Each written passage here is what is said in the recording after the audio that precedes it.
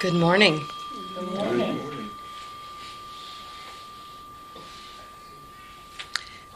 This is your class, and for whatever reason you were brought to Bergamo again.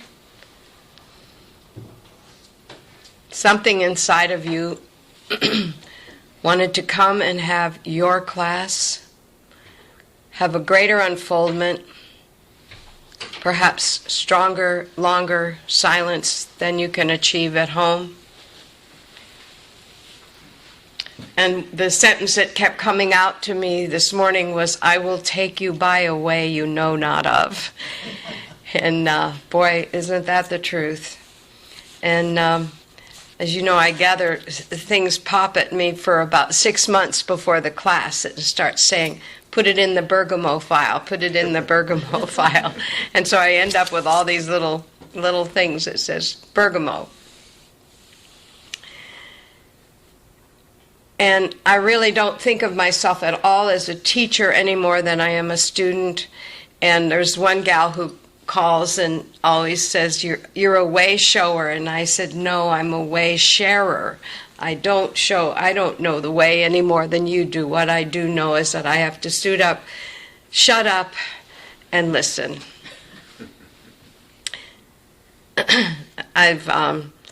This is my 40th year in the Infinite Way, and I was talking with Gilbert about all the teachers that I've been exposed to, and they were so much on the West Coast when I was being raised in the message, and now they seem to be more over on the East Coast. I don't know which the pioneers came west, but anyway. And it does seem to be drying up in that form. And I've been feeling for maybe 10 years now that the way of that sitting at the foot of the master, of the teacher, isn't external anymore. It's sitting at the way of the teacher internally and inside. And we're taken by a way we know not of. And I'm more of a where the rubber meets the road kind of a sharer. I love sitting in classes, and I love getting high, in the consciousness of the incredible teachers that are left around. I've always enjoyed that. I've always enjoyed that consciousness. But the experience that we're having here this weekend, that silence is what we really have all come for. That hunger of the silence, of listening to that still small voice within. And I've always said this is a living message. This isn't one where I can just sit with the Bible for hours and indulge myself or the books of Joel. But I have to walk out that door, and I have to be the message. I have to live it and fall down and fail and catch myself and pick myself back up. And whoops, you missed it. You missed seeing the Christ, And that is my job, no matter what happened, and seeing through the appearance of this third-dimensional world which we are experiencing together. And there's a sentence that came to me: God comes to you disguised as your life and disguised as you. And that's my experience. There isn't sitting in Bergamo and then going out there. Bergamo, we say, because most of us have been coming here for many, many years. But Bergamo is always, every minute of every day, with every person that comes up to us, with every event, with every experience. This is a living message. And at one point, we will be dropping the external bodies, material sense. But before we can, we get to sit in that silence and we get to listen. I wished you could have heard the class at 5 this morning. It was amazing in my room. It was just pouring. And up until then, I thought, I've got nothing to say. And then I started getting this little funny cold thing, and I'm like, what is this? And then the next thing I know, my knee goes out, and I'm laughing, and I'm saying, wow, this is an experiential class for sure. And I thought, well, good. Everyone here gets to see through my appearances for me this weekend, as we've been seeing through each other's for a long time. And there's several people reaching out for help right now. Tucson, Sedona, Los Angeles. Someone called from Prescott yesterday who I don't even know, but had my number for a long, long time. And when that happens, it's instant. When that call comes, it's instant. Who's calling? The Christ is calling for recognition. And I drop, boom, into that silence, and there I am. And I was told early on that I would have to learn how to, at the split second of the moment that some appearance is coming before me, to lead me to think that there's a not God. That's the moment that I have to perk up, be on duty, and go, no. There can't be God and. There can only be God as. So I get to wake up, be present, and I love getting the calls because it snaps me out of the imaginary world that I'm living in. Snaps me awake. Right here, right now, the very presence of God, regardless of what anything looks like. And that is our work.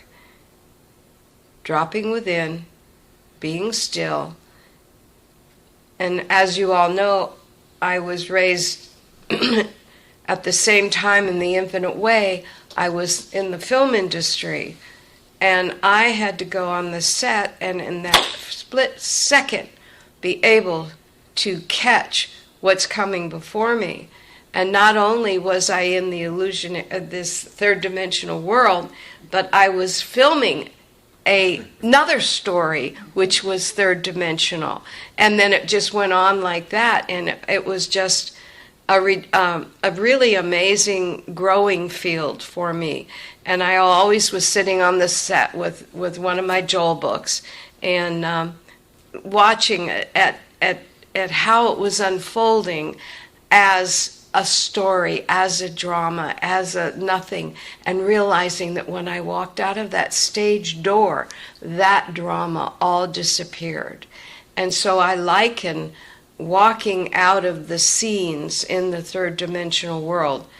I walk out of that stage door and the scene disappears, unless I choose to go turn on a television, or I choose to walk into a movie theater and see another drama. And I do love movies, and I do love the stories, but I see how illusionary they are, and I see how funny it is when you just turn that knob and it's gone. And that's what we do within. We turn that knob to another channel, to K God, and there it is. Presence. Drop the story, drop the drama, drop perception of what I think is going on or why. And all the, I have a t-shirt that says, I make stuff up, because I realize that I'll be sitting on a bench and see a man go by, and before you know it, I know where he was born, that he must have done this and done that. And what's really fun is I'm finding out that nothing that I make up is true. And when people call me, like I hadn't met Gilbert until this weekend, or realized that name on Gilbert.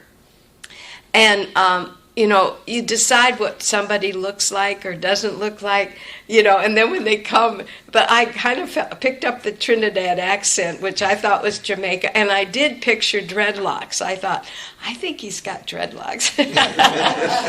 And George says, I think he's a Jewish man. George says, no, I think he's from Brooklyn and a Jewish man. Well, I got 3 or 4 on the phone calling me now that I've never laid eyes. And I've got this whole scene of what they look like, and I'd really like to see because, we make stuff up.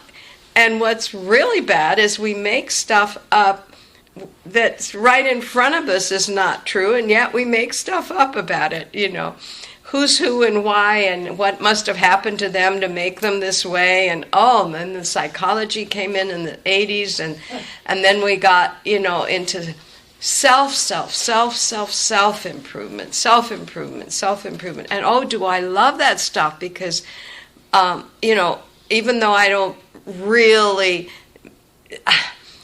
like things like we get to label each other with the Enneagram, and we get to label each other with our astrology, and that explains why somebody did that, or why they are the way they are.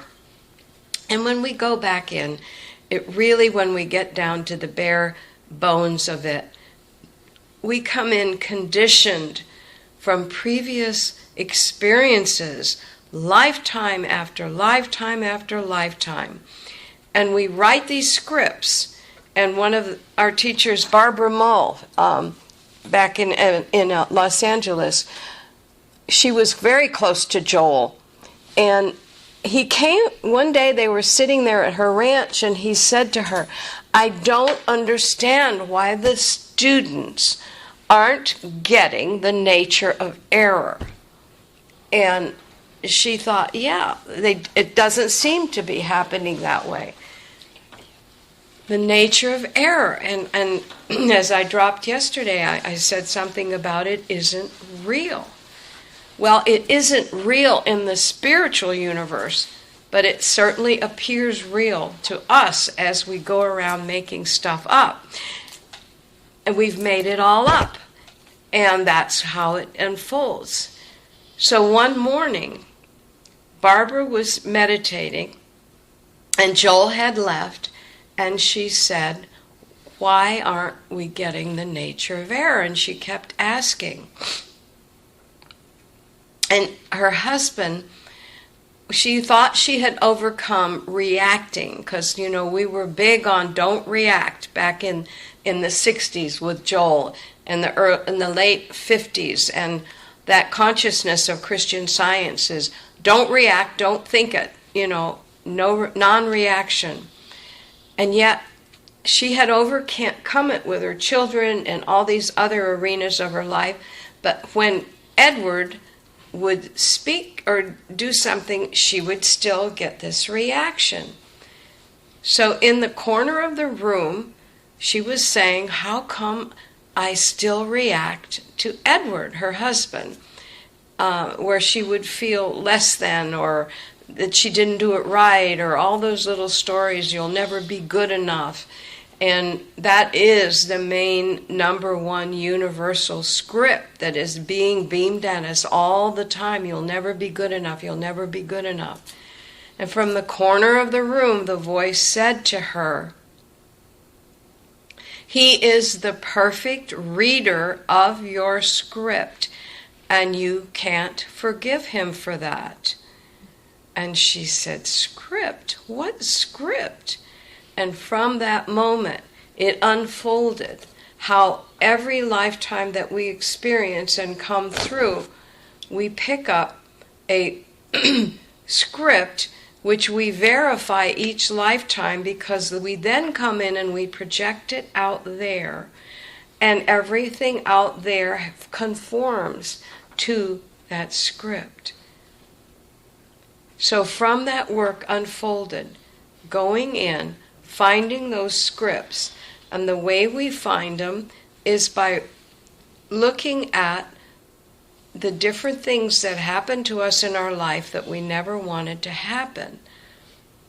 And we see We go in, we go underneath, and we find the dialogue. And the dialogue, if I'm reading it to myself, is, oh, I will never be good enough. I'll always be ignored. I'll never be understood.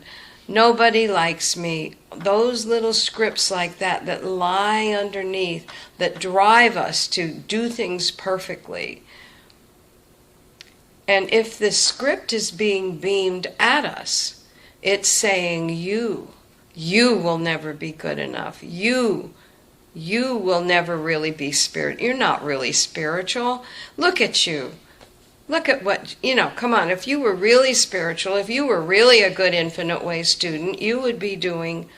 But that is that universal mind always being projected out around us.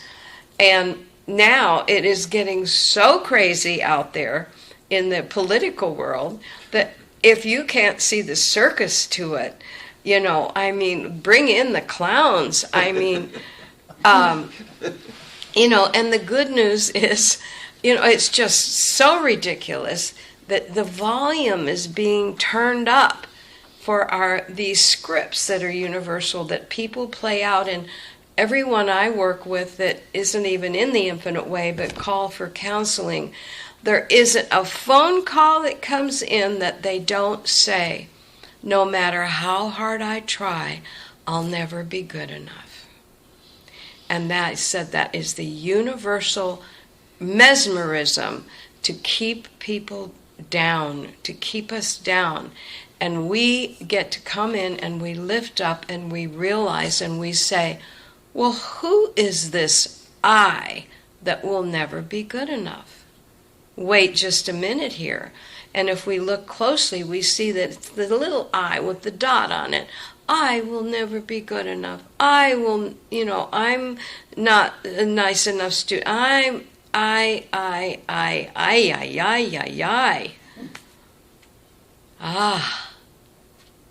It plays itself out, and up comes, oh, capital I am that I am. And then we break that down. I am that I am that. I am I. And all that storytelling, all that personal sense of self just starts to become fluid and just drips away. But I have to come back to I.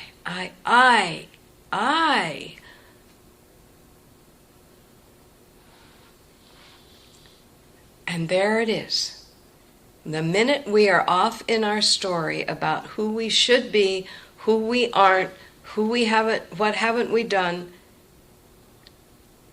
it just is silly. And then we look out and we see this circus.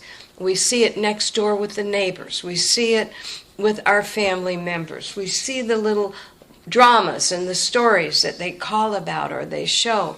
We go to the movies. We see this story. We see the made-up dramas. And they're entertaining when they're not ours. They're entertaining when they stay out there and they're someone else's. Or we have compassion for what has happened over there, or Aunt so-and-so called, or my son, or my daughter, or going through divorce, or this or that. And we have replace it with compassion. And the Dalai Lama says, just be kind, just have compassion. And at one point in my life, I had a very sad experience. And I remember going to a class, and one of the students outside said to me, actually, I had just put my dog down, and for those of you who have animals, you understand, and especially someone who has not had a child who has an animal, they become their children. And I remembered this animal had just been put down. And she said, something, what's going on or something, and I just said, oh, I just had to put Traveler down. And she said, oh, well, nothing can happen to you that's not an outpicturing of your experience, of your consciousness. And I said to myself, it was just like rubbing salt in the wound. You know, it was just like someone went up and slapped me. And I thought, yes, that is the truth. But where's the heart? Where's the compassion?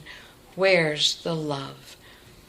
And I thought, God, don't ever let me throw a statement like that to anyone who's in pain or who's saddened by whatever it is that's just happened.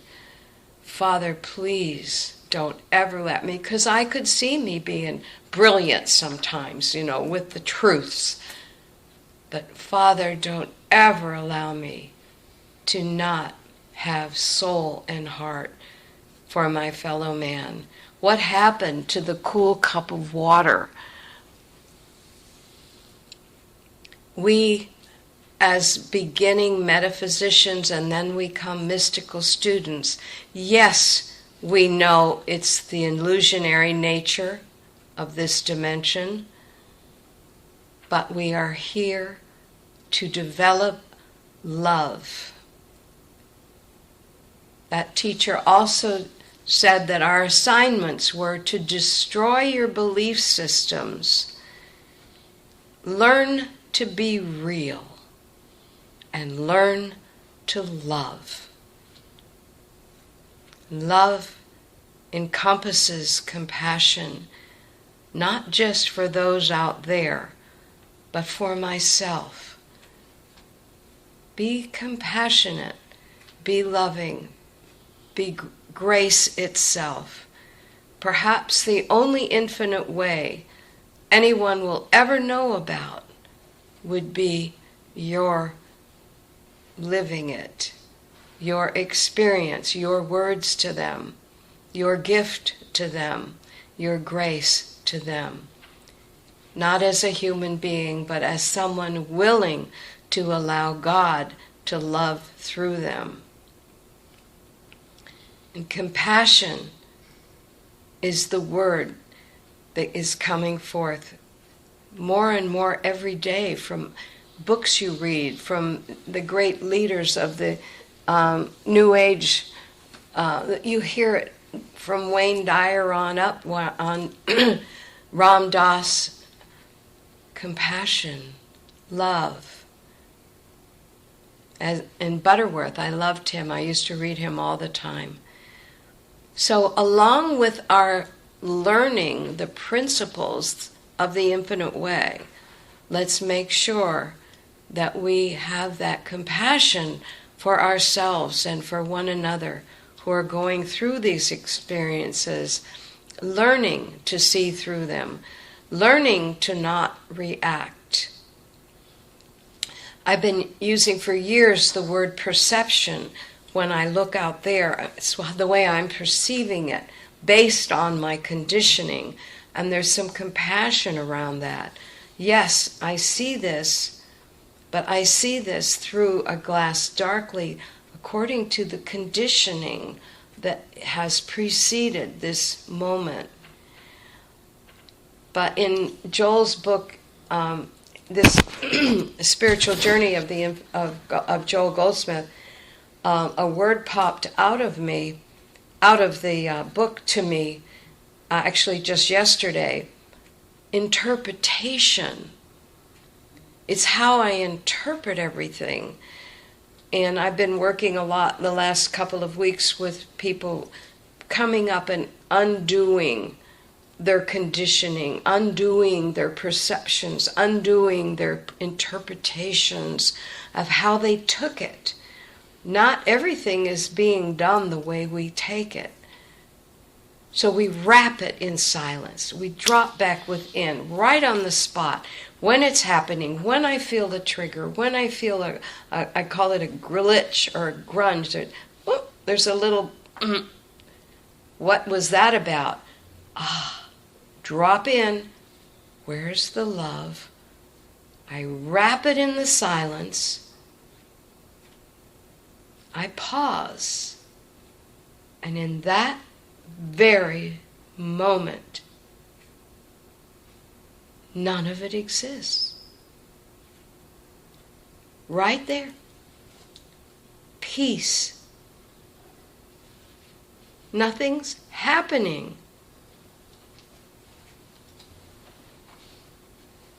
The future is an illusion, and the past is an interpretation. But right here in this moment,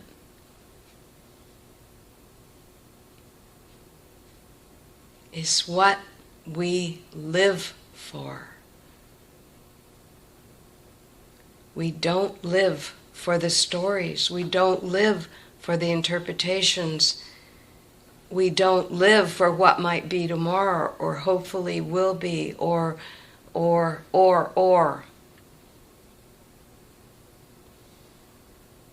We live for this moment of profound presence.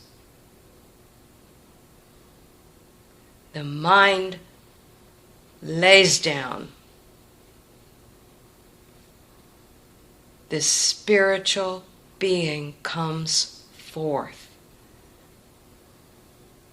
And spirit is always dressed in love and compassion.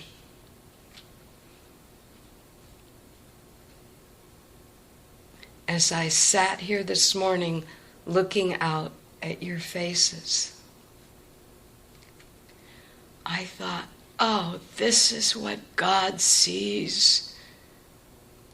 He sees the efforting and the trying and the surrendering and the living.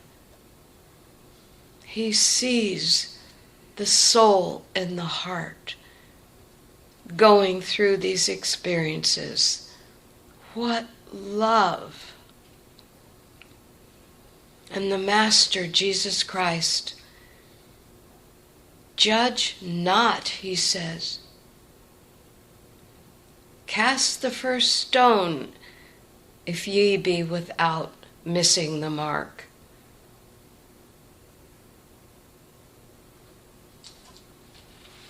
So let's make sure that we don't lose that grace, that love, that compassion.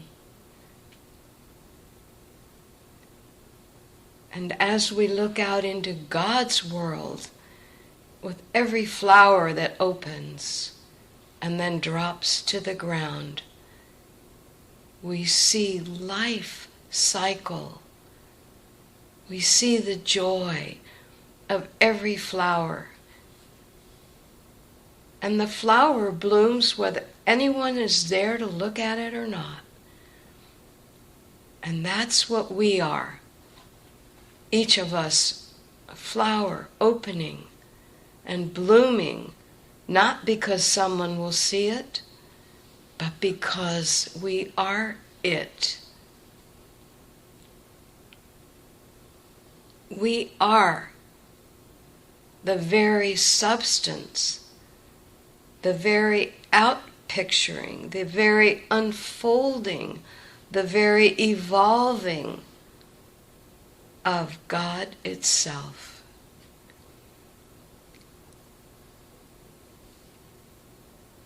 We pass through metaphysics. I passed through very, very briefly, because I came from 20 years of deep, deep biblical study, and then went through a 7-year period of, I guess you would call it prodigal son, prodigal daughter, and boom, into Joel. And I remembered running up the street. I was so hungry for God. Once I awakened, I couldn't, where God? And I remember running into a Christian Science church thinking it might be here, it might be here. And then I left. And I ran in a couple other little churches on the street I was living. No, It's here. It's right in within, right here, right now. And the practicing the presence book just suddenly appeared into my life. I remembered even a guy coming to take me out on a date, and he had it under his arm, and I had just gotten it from Doris, and it was on my table, and he came to pick me up, and he had this book under his arm. It was so strange. He never said anything. He just said, well, I thought if I had to wait for you, I could read. And then I knew he was the one. He must be the one. Not. Anyway. Because I was the one. He was the one. Right here, we are the one. We are the one we're longing for, looking for, seeking in everything out there possible. Show me love, show me love, show me love. And it's all love showing from within me out. That's where I feel the love as it flows out. That's where the supply is as it flows out. That's where the health is as it flows out. And there's that rock over there in the grotto from Lourdes, with thousands and thousands of people putting their hand there to be healed, and thousands of people going to Lourdes to be healed, on their knees many times, making the pilgrimage. And the pilgrimage is always within.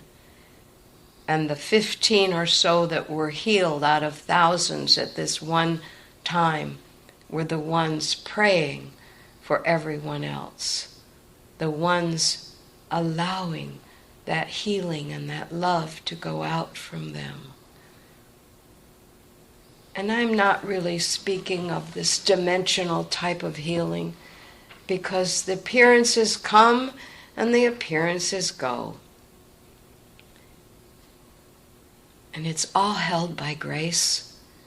It's all held by love. You can feel it. This room is expanding in that presence.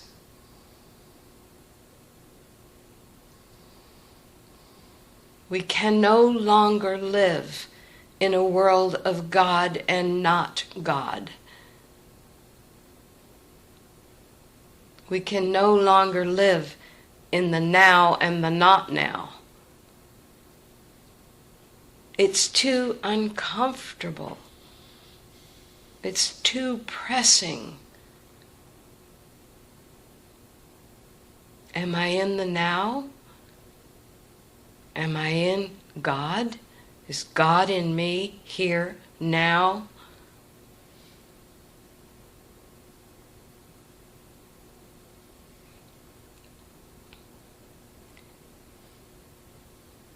I ask you to read the first 4 chapters of Joel's experience, because I see so many Infinite Way students attempting to have Joel's experience and wondering why they fail or fall short, maybe is a better word, over and over. Why aren't I as high as Joel? Why aren't I having Joel's experience? And we call on Joel, and Joel comes. And I keep hearing, you can't have Joel's experience, you can only have Dulcie's experience, or Dora's experience, or George's experience. Joel had Joel's as a light to light the path that we must walk, living our experiences right here on this earth plane. And we give up from the metaphysical point of view, demonstrating and manifesting. That is an ego position. But we watch as we evolve and unfold.